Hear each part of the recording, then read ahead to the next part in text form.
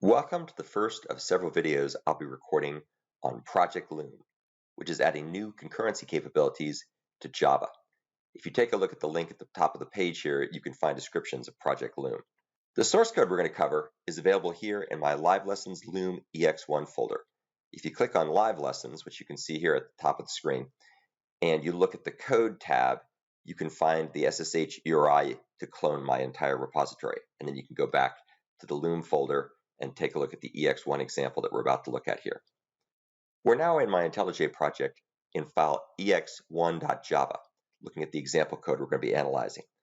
This example demonstrates how to create, start, and use virtual and platform thread objects in Project Loom, which is exploring and incubating Java VM features and APIs built on top of them for implementing lightweight user mode threads called virtual threads.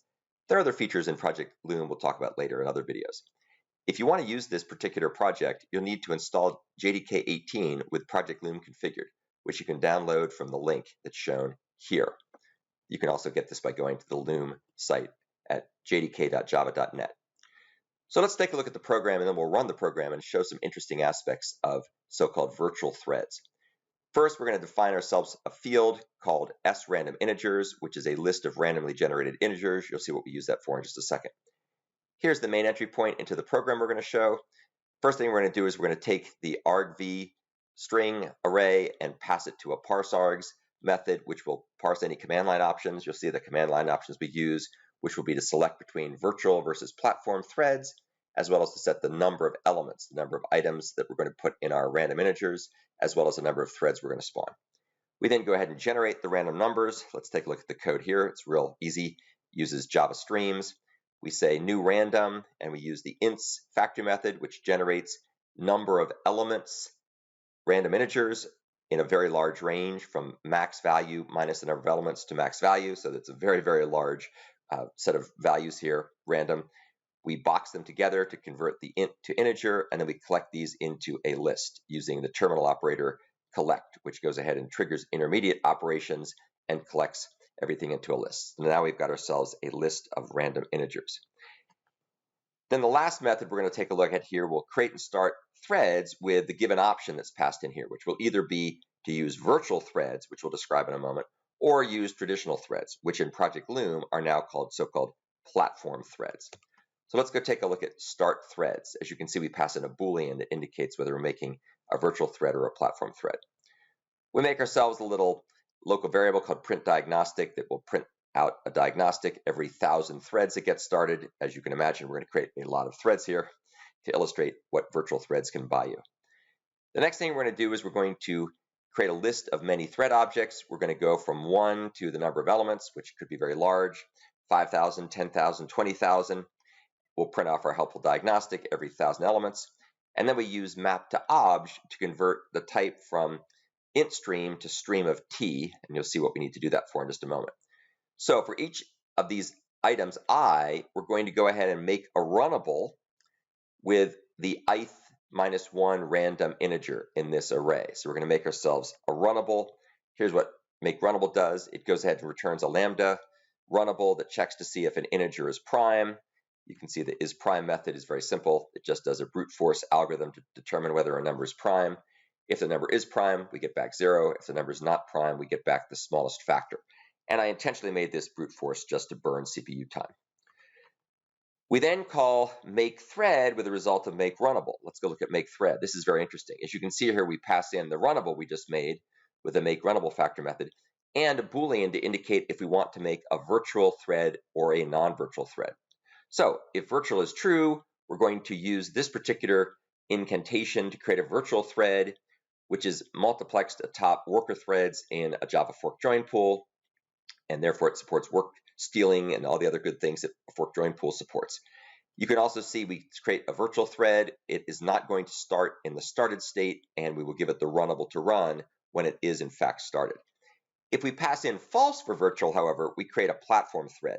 Those are the traditional Java threads you all know and love. They typically have a one-to-one mapping with an operating system thread or a so-called kernel thread. As you can see here, to create a classic Java thread, you can say thread.ofPlatform. In this case, we don't want it to be started yet, and we give it the runnable to run. So after creating either a virtual thread or a platform thread, we're then going to take the stream of thread objects and then call collect. And of course, collect will trigger the intermediate processing and collect the thread objects up into this list called threads. Notice it doesn't know, we don't care whether they're virtual threads or not. They work the same from the point of view of how to start them. Down here we have a little for each call, which will go through every element in our threads list and call the start method on each one using the thread : start method reference. And then the final thing we do after all the threads have been started, which could take a while if we have a lot of them, of course, we then use threads.forEach again, and this time we're going to go ahead and join with all the results, demonstrating the use of join as a barrier synchronizer. I'm also using a little magic here with a exception laundering technique called rethrow consumer, which allows thread join, which has checked exceptions, to work in the context of for each, which does not want to deal with checked exceptions in any convenient way.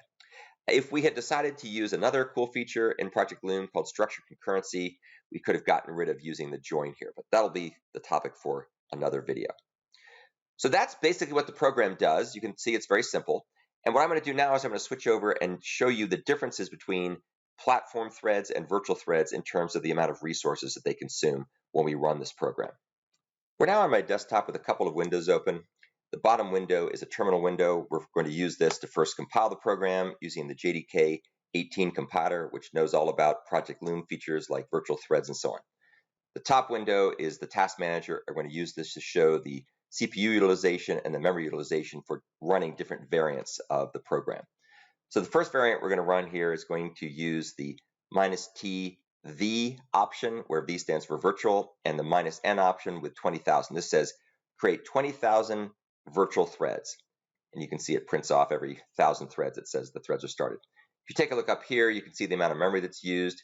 It's about 12% of memory, roughly 28 to 30 megabytes. Not too excessive given the fact that we have 20,000 virtual threads running around. And it's consuming about 93% of the CPU. Let's go ahead and end that task. And now this time let's run again, except this time we're going to give it the -TP option. And that's going to make platform threads. So remember before we used about 12% of memory and we had roughly 28 megabytes of memory being used for this particular program. Also, I should note that I'm running on my Windows laptop, which has 128 gigabytes of memory and 8 virtual cores, so 16 logical cores. This time we start things up, and you'll see very quickly that the platform binary we're running here is using an exceptionally large amount of memory compared to before. Remember before it was something along the order of, 28 megabytes. Now we're using close to 500 megabytes of memory. So using 20,000 platform threads is obviously consuming a lot more memory than using virtual threads of the same number. The CPU utilization is roughly the same, and that's because I have a lot of processors on my machine. But the memory utilization is really the main thing that changes. So you can see that what's happening under the hood is that these virtual threads are being essentially multiplexed over the number of worker threads in the Java fork join pool.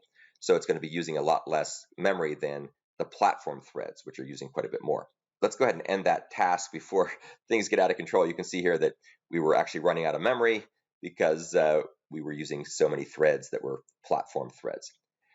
So that's the end of the video describing the use of virtual threads and comparing and contrasting them with platform threads using the experimental features that are coming out hopefully soon as part of Project Loom.